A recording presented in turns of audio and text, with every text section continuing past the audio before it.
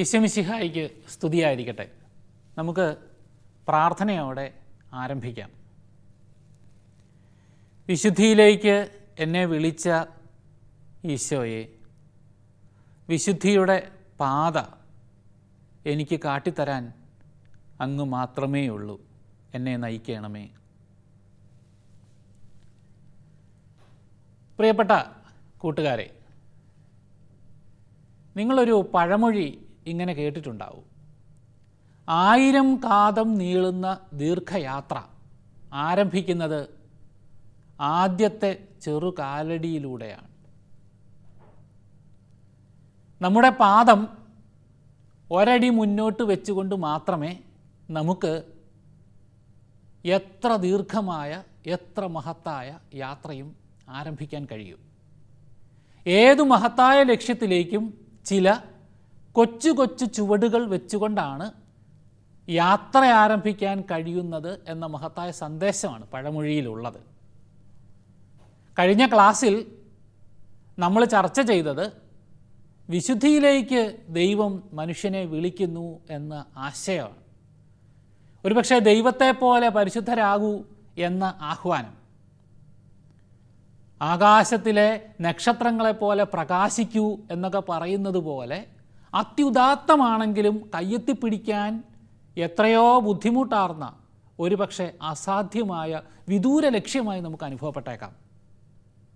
പക്ഷേ വിശുദ്ധിയിലേക്കുള്ള ആ മഹത്തായ യാത്ര ചില കൊച്ചു കൊച്ചു കാലടികളിലൂടെ സാധ്യമാകും എന്ന് ഈശോ പഠിപ്പിച്ചിട്ടുണ്ട്. ഈശോ പൂർണ്ണമായും മനുഷ്യനായി ഈ ഭൂമിയിൽ അതിൻ്റെ എല്ലാ പരിമിതികളോടും കൂടി ജീവിച്ച് മാതൃക കാട്ടിയ വ്യക്തിയാണ്. അപ്പോൾ ഈശോയുടെ ജീവിത മാതൃക, വിശുദ്ധ ഗ്രന്ഥം നമുക്കായി നൽകുന്ന പാഠങ്ങൾ, കത്തോലിക്ക സഭ എന്ന അമ്മ നമ്മുടെ മുമ്പിൽ വച്ചു നീട്ടുന്ന ഉപദേശങ്ങൾ, ഇത് മൂന്നും നമുക്ക് വിശുദ്ധിയിലേക്കുള്ള പാത എന്താണ് എന്ന് വിശദീകരിച്ച് തരുന്നുണ്ട്. നമ്മുടെ പുസ്തകത്തിൻ്റെ 14-ാം പാഠത്തിൻ്റെ ഈ 2-ാം ഭാഗത്ത് നാം ചർച്ച ചെയ്യുന്നത് അത്യുദാത്തമായ ദൈവത്തെപ്പോലെ പരിശുദ്ധരായി തീരാനുള്ള ആ വിളിക്ക് എങ്ങനെ പ്രായോഗികമായി ചെറു ചുവടുകളിലൂടെ നമുക്ക് ഉത്തരം നൽകാനാവും എന്നാണ്. എങ്ങനെയാണ് വിശുദ്ധിയിലേക്കുള്ള വിളിക്ക് നാം ചെവി കൊടുക്കുക? വിശുദ്ധി നേടാൻ ഉള്ള ഏറ്റവും പ്രധാനമായ അടിസ്ഥാനപരമായ മാർഗം ഈശോയോടൊത്തായിരിക്കുക എന്നുള്ളതാണ്. ഈശോ 2000 വർഷം മുമ്പ് ജനിച്ചു ജീവിച്ച് മരിച്ചുയർത്ത് പിതാവിങ്കലേക്ക് ആരോഹണം ചെയ്തവനാണ്. പക്ഷേ ഇന്നും സഭയുടെ ശിരസ്സായി ജീവിക്കുന്നവനാണ് കർത്താവ്. ആ കർത്താവിനോടൊത്ത് ജീവിക്കുക. സഭ ഈശോയുടെ ശരീരം, ഈശോ സഭയുടെ ശിരസ്.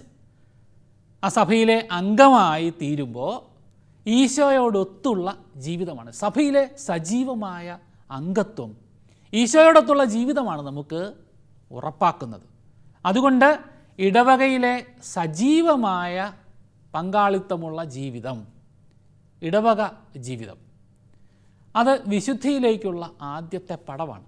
അവിടെ ഒരു വ്യക്തിയെ വിശുദ്ധീകരിക്കുന്നതിനും തിന്മകളിൽ നിന്ന് അകറ്റി നിർത്തുന്നതിനും ലോകത്തിൻ്റെ എല്ലാവിധത്തിലുമുള്ള ചതിക്കുഴികളെക്കുറിച്ച് മുന്നറിയിപ്പ് നൽകുന്നതിനും സഭയുടെയും വിശുദ്ധ ഗ്രന്ഥത്തിൻ്റെയും പാഠങ്ങൾ അവതരിപ്പിക്കുന്നുണ്ട് നിരന്തരം.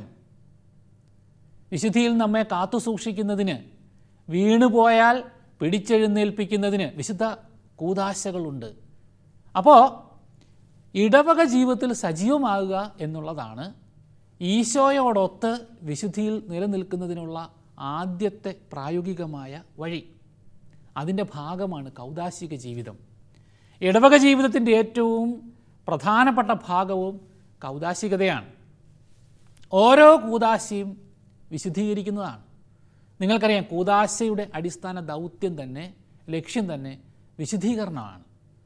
മാമോദീസായിൽ തുടങ്ങി തിരുപ്പട്ടത്തിലും വിവാഹത്തിലും വരെ ഓരോ കൂദാശയിലും മനുഷ്യൻ വിശുദ്ധീകരിക്കപ്പെടുന്നു.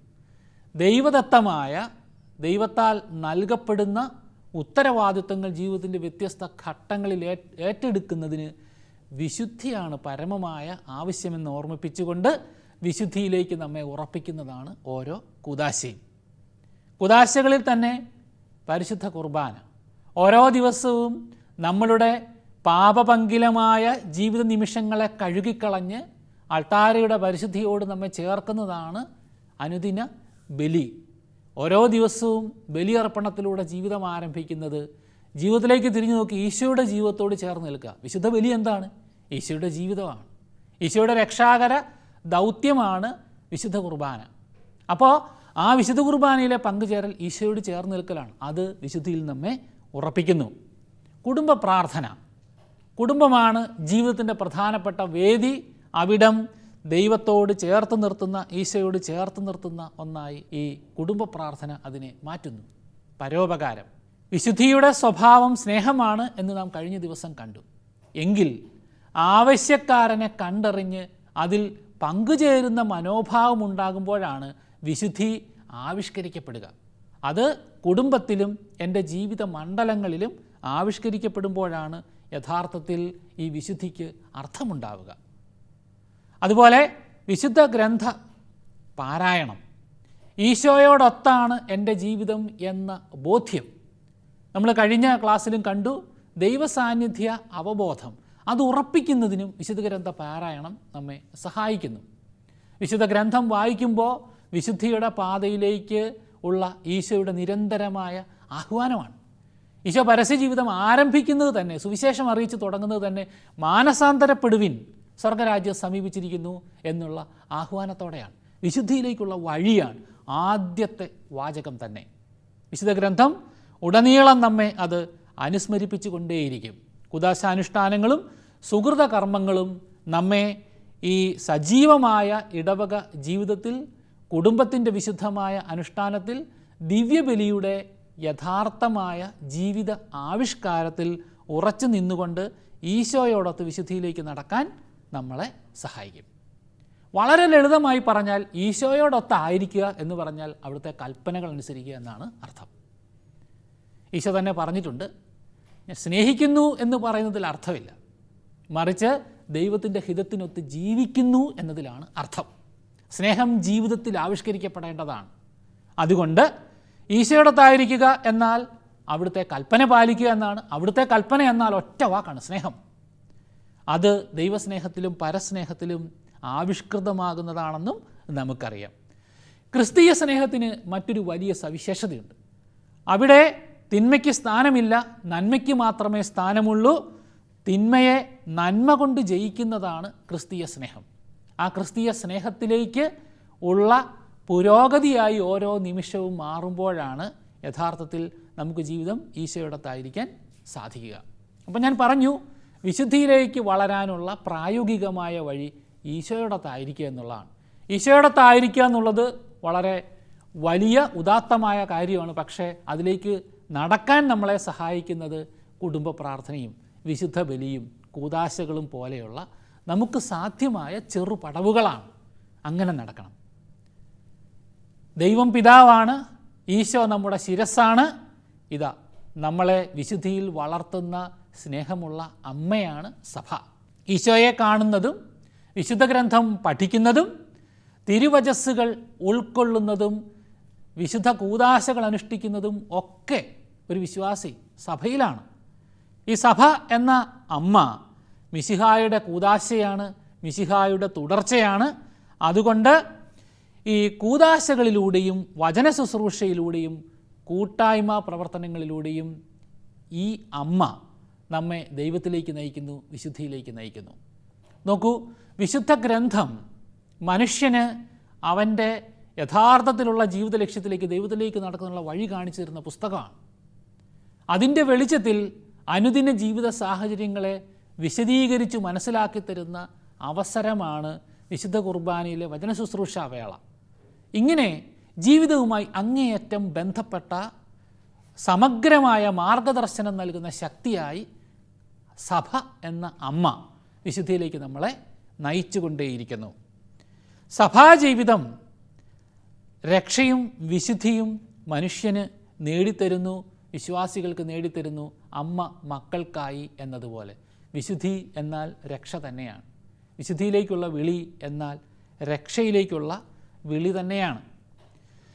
വിശുദ്ധി നമുക്ക് പള്ളിയിലും അതുപോലെ കുടുംബത്തിലെ പ്രാർത്ഥനാ വേളയിലും മാത്രമായി ഒതുങ്ങി നിൽക്കേണ്ടതല്ല, അനുദിന ജീവിതത്തിലേക്ക് കടന്നു വരേണ്ടതാണ്.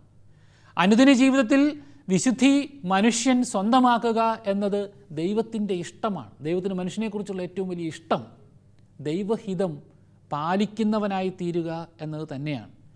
പക്ഷേ എന്താണ് ദൈവഹിതം എന്ന് നമ്മൾ എങ്ങനെ അറിയും? എന്താ ഹിതം? ഇഷ്ടം, ഹിതം എന്നീ രണ്ട് പദങ്ങൾ നമുക്കറിയാം. എനിക്ക് ഒരുപക്ഷെ മധുര പലഹാരം ഇഷ്ടമായിരിക്കും, പക്ഷേ അതെനിക്ക് ഹിതകരമായിരിക്കില്ല. മരുന്ന് എനിക്ക് പ്രത്യേക രോഗാവസ്ഥയിൽ ചിലപ്പോൾ ഇഷ്ടമായിരിക്കില്ല, പക്ഷേ ഹിതകരമായിരിക്കും. ഇതാണ് ഹിതവും ഇഷ്ടവും തമ്മിലുള്ള വ്യത്യാസം. ദൈവഹിതം മനുഷ്യൻ്റെ നന്മയ്ക്കായുള്ള ദൈവത്തിൻ്റെ താല്പര്യമാണ് അത്. ഈ ദൈവഹിതം നമ്മളെ അറിയിക്കുന്നത് വിശുദ്ധ ഗ്രന്ഥം, സഭയുടെ നിയമങ്ങൾ, സമൂഹത്തിലെ നിയമങ്ങൾ, നാം ജീവിക്കുന്ന സമൂഹത്തിലെ നിയമങ്ങൾ, ഭരണഘടനാ മൂല്യങ്ങൾ പോലും, മാതാപിതാക്കളും അവരുടെ വാക്കുകളും അവരുടെ താല്പര്യങ്ങളും, നമ്മുടെ ഗുരുജനങ്ങൾ അവരുടെ താല്പര്യം, അവരുടെ സ്വരം, സഭാധികാരികളുടെ സ്വരം, ഇതൊക്കെ ദൈവസ്വരം നമുക്ക് ലഭ്യമാക്കി തരുന്ന ദൈവാംശമുള്ള സ്വരങ്ങളാണ്.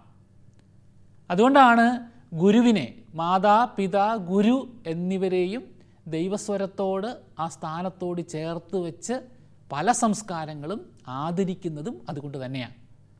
ദൈവത്തിൻ്റെ സ്വരം നേരിട്ട് അശരീരിയായി നമ്മുടെ ജീവിതത്തിൽ എപ്പോഴും മുഴങ്ങിയെന്ന് വരില്ല. പക്ഷേ നമുക്ക് ചുറ്റുമുള്ള ഗുരുസ്വരങ്ങൾ, മാതൃപിതൃസ്വരങ്ങൾ, സഭയുടെ സ്വരം, പ്രപഞ്ചത്തിൻ്റെ മുഴുവൻ സ്വരം നമുക്ക് ദൈവത്തിൻ്റെ ഹിതത്തെ വായിക്കുന്നതിനുള്ള 10,000 താളുകളായി നിരന്തരം മുഴങ്ങുന്നുണ്ട് എന്ന് മറക്കാതിരിക്കണം. ദൈവഹിതം എന്നാൽ നമുക്കെങ്ങനെ ഏറ്റവും സരളമായി ദൈവഹിതത്തെ മനുഷ്യന് തിരിച്ചറിയാനാവുന്നത് എങ്ങനെയാണ്? മനുഷ്യൻ്റെ ഉള്ളിൽ ദൈവത്തിൻ്റെ സ്വരം, വിവേചനത്തിൻ്റെ ബുദ്ധി ദൈവം നിക്ഷേപിച്ചിട്ടുണ്ട്. ഏത് പ്രവർത്തിക്കൊരുങ്ങുമ്പോഴും ഉള്ളിലൊരു സ്വരമുണ്ടാവും. അരുത് എന്നോ അല്ലെങ്കിൽ ചെയ്യണം എന്നോ, ആ ഉള്ളിലുയരുന്ന സ്വരം, അതാണ് ദൈവത്തിൻ്റെ പരമമായ മനുഷ്യനുള്ള സ്വരം. അതാണ് ശരിയായ മനസ്സാക്ഷി രൂപീകരിക്കണം എന്ന് പറയുന്നതാണ് മനസ്സാക്ഷിയുടെ സ്വരം. അത് ദൈവത്തിൻ്റെ സ്വരമാണ്.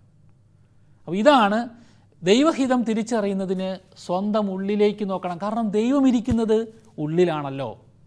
മനുഷ്യൻ്റെ സുഖദുഃഖ അനുഭവങ്ങളും മനുഷ്യന് ജീവിതത്തെക്കുറിച്ച്, വിശുദ്ധിയെക്കുറിച്ച്, ദൈവത്തിൻ്റെ ഇഷ്ടത്തെക്കുറിച്ച് നിരന്തരം പാഠങ്ങൾ നൽകുന്നുണ്ട്. ഏറ്റവും പ്രധാനപ്പെട്ടത് സഹോദരരുടെ ആവശ്യങ്ങളാണ്. നമ്മുടെ സഹോദരരുടെ ആവശ്യങ്ങൾ ദൈവത്തിൻ്റെ നമ്മുടെ പ്രവൃത്തിയെ സംബന്ധിച്ച ഹിതമാണ്. ഗാന്ധിജി പോലും അങ്ങനെ തന്നെ പറഞ്ഞിട്ടുണ്ട് കേട്ടോ. നീ എന്ത് ചെയ്യണമെന്ന് നിനക്ക് സംശയമുണ്ടാകുമ്പോൾ പരിചയമുള്ളതിൽ ഏറ്റവും അവശനും ആർത്തനുമായ മനുഷ്യൻ്റെ മുഖം മുന്നിലേക്ക് കൊണ്ടുവരിക, മനസ്സിൽ കൊണ്ടുവരിക. ചെയ്യാൻ പോകുന്നത് അവന് ഉപകാരപ്രദമാകുമെങ്കിൽ ചെയ്യുക. ഗാന്ധി ടാലിസ്മൻ എന്നറിയപ്പെടുന്നത്. നോക്കൂ, സുവിശേഷം ഇഷ്ടപ്പെട്ട ഒരു മഹാത്മാവിൻ്റെ താല്പര്യവും നിർദ്ദേശവുമാണത്. കാരണം ദൈവഹിതം പരസ്നേഹത്തിലാണ് ആവിഷ്കൃതമാവുക. അങ്ങനെ പരസ്നേഹത്തിൽ ആവിഷ്കൃതമാകുന്ന ജീവിതത്തിൻ്റെ സാക്ഷ്യമാണ് യഥാർത്ഥ പ്രേഷിത പ്രവർത്തനം. പ്രേഷിത പ്രവർത്തനത്തെക്കുറിച്ച് നമ്മൾ കഴിഞ്ഞ ക്ലാസ്സുകളിൽ പഠിച്ചതാണ്. പ്രേഷിത പ്രവർത്തനത്തിലാണ് ജീവിത സാക്ഷ്യം എന്നതിലൂടെ മാത്രമാണ് പ്രേഷിത പ്രവർത്തനം യാഥാർത്ഥ്യമാവുക, വിശുദ്ധി യാഥാർത്ഥ്യമാവുക, സ്നേഹം യാഥാർത്ഥ്യമാവുക. സ്നേഹത്തിൻ്റെ ജീവിതത്തിൻ്റെ സാക്ഷ്യമാണ് വിശുദ്ധിയുടെ അടിയൊപ്പ്. നമുക്ക് പ്രാർത്ഥിക്കാം. ജീവിതം കൊണ്ട് സ്നേഹത്തിന് അടിക്കുറിപ്പെഴുതിയ, കുരിശുമരണം കൊണ്ട് അതിന് ഒപ്പുചാർത്തിയ ഈശോയെ, എൻ്റെ ജീവിത സാക്ഷ്യം ദൈവഹിതത്തിനും ജീവിത വിശുദ്ധിക്കും ഒത്തതായി തീരാൻ അങ്ങ് കരുണയാകണമേ.